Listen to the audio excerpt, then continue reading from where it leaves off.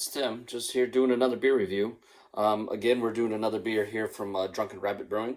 I've been doing a lot of the reviews I've been doing has been of Drunken Rabbit. I mean, the great team over there has been, coming out with a lot of new beers and stuff. They really want to try to just get out there onto the market. So, yeah, they've been, having me try some different types of beers here and try to give my opinion of what I think about their beers, which is, a great opportunity for them to get some feedback. There's going to be some other people that are, going to try some of these beers and just get their take on it.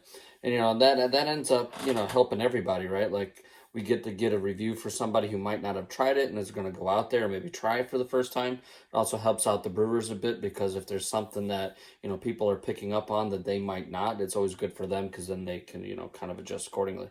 But I do promise I am going to do some other reviews of some other beers. I knew I got a whole stash over there as part of my, doomsday prepping is really all about beer. It seems that we're all stuck in the house. So, I have some other different varieties of beer, some from 2 Weeks Notice, some from Amherst and stuff like that. So, I look forward to doing some videos on there. But again, let's get to the beer at hand. Tonight I got the Drunken Rabbit. So they do a milkshake series that they call the Fribbles. They have two of them. One of them is the banana Fribble, and the other one is the strawberry. So tonight I have the strawberry Fribble. And, from this can here, I'll bring it up here for you.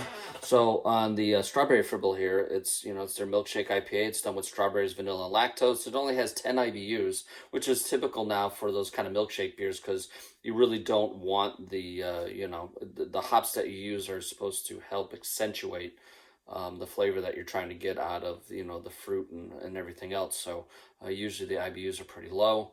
Obviously, typically more of the hops are done in the whirlpool, so you can get more of those flavors out of the hops. And so then this one here is clocking in at 7.2%. So let's give this thing a crack, and let's see what's going on here with this.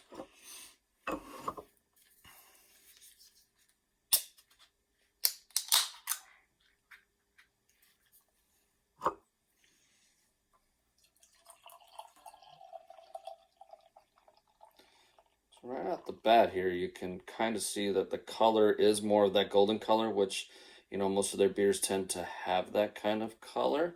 But you can also see just a little bit of a hint of a pink, pink, maybe red, and that's obviously coming from the strawberry that they used in this.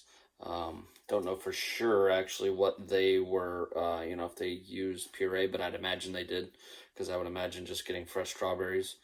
And then obviously either keeping them frozen or whatever for this amount of time is obviously not, cost effective. So strawberry puree more than likely is used in it. Vanilla, lactose, those are very typical. So the lactose helps with that kind of creaminess and that nice mouthfeel.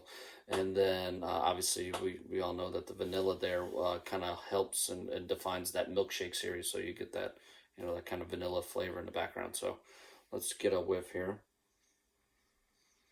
Yeah, so straight out of here, it's straight up strawberry. You do smell the vanilla too, which is kind of cool. So it literally does smell like kind of like a strawberry milkshake. So let's give this sucker a drink and see what's up.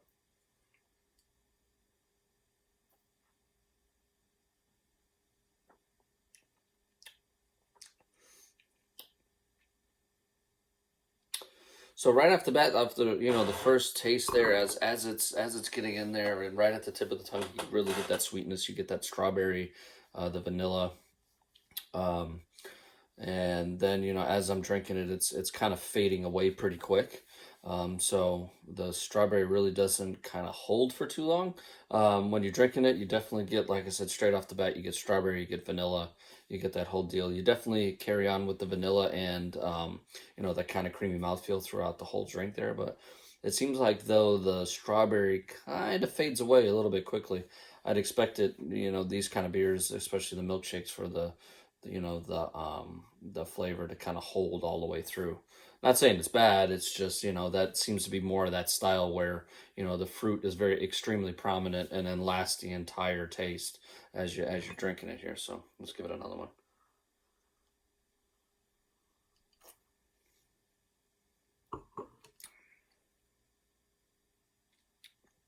Yeah, again, same thing.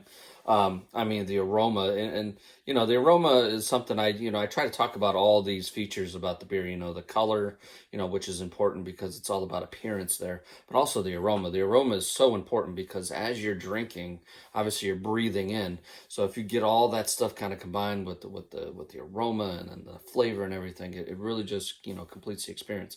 So like I said, the aroma right off the bat is phenomenal. You really do get that nice kind of natural strawberry with the right amount of vanilla in there to try to to give it that kind of milkshake kind of vibe on it. Um, to be quite honest, I'm just I'm kind of disappointed at the fact that the strawberry just really didn't carry, all the way through to the end of the beer. Like I said, the vanilla and stuff is really kind of prominent, but it seems like midway through the strawberry just kind of drops out. Um,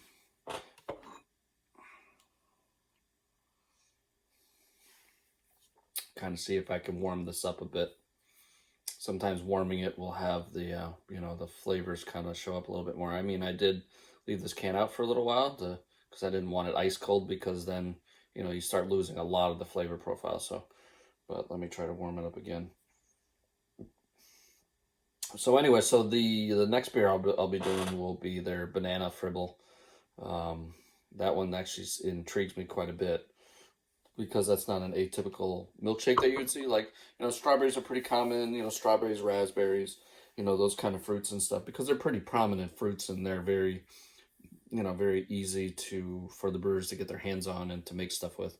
Banana is definitely very interesting. I'm not sure, if that's a combination between the fermentation, because if you the yeast that you use, if you ferment it a little bit higher, sometimes all those kind of esters and stuff come out, and that kind of gives you that banana flavor. I don't know if they did that with a combination of some sort of puree or something to try to get that all out. So I'm actually pretty intrigued um, about trying that one. Also on the docket too is they also have their milk stout that we will be trying out. And seeing what that's all about. Like I said, I'm also want to try some of the stuff that Amherst has been putting out. Amherst is doing a great deal right now, where I know they've kind of adjusted a little bit, but for the most part, most of their cans are $10 a 4-pack, just because of everything that's going on. They're trying to keep business going and stuff. So I got some of that stuff. Obviously, 2 weeks notice. You guys obviously know that I frequent that place often, so I got some of their beers. I have some of that performance review that was done with a brand new hop called Lotus, which definitely gave off some interesting flavors. So, stay tuned for that one, and we'll review those. So, all right. So this is warmed up a little bit more. Let's get another swig here, see if it carries a little bit more.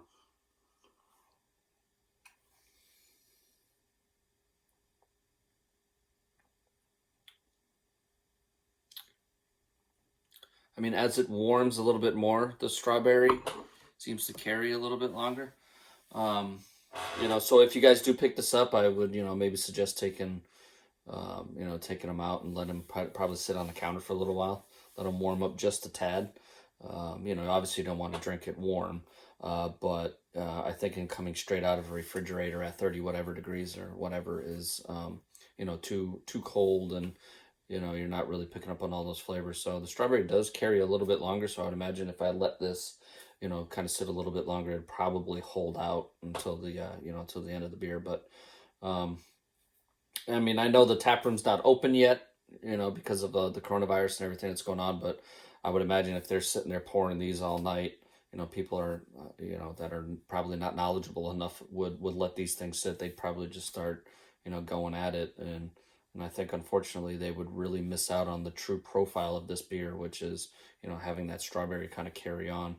But overall, though, I mean, the beers that I've had from them, whatever they're trying to achieve, at least from a flavor profile, seems to be like really spot on. The aroma on Drunken Rabbit's beers are phenomenal. I mean, some of the other reviews I did, I mean, cracking the can from a distance, you can already try to get that whiff of that aroma. So the aroma is spot on. With this one, like I said, I mean, I just wish that the strawberry kind of carried on a little bit longer. I know that's kind of, again, a hindrance, some of those milkshake styles where you need to let them warm a little bit before you can really get everything out of them. But Yeah, I definitely suggest that you guys go get some of this. It's a great beer. The strawberry Fribble, like I said, I'll be doing the banana one soon. I believe they still have some of that boysenberry sour that I did before, and that stuff to me still is absolutely amazing. It's a great beer. Um, and then, like I said, after the banana one, I'll do that their stout that they just came out with too, because I want to try to get see what that's all about, and just try to see what's going on with their whole profile here, and it gives us a good opportunity to kind of test things out. And it also is kind of now that we're all kind of stuck in our houses, we can sit here on Hopheads and kind of look at these reviews and stuff, and kind of pinpoint maybe some places we'll hit up once everything gets back open. So, anyways, guys, everybody, stay safe, stay healthy, and cheers.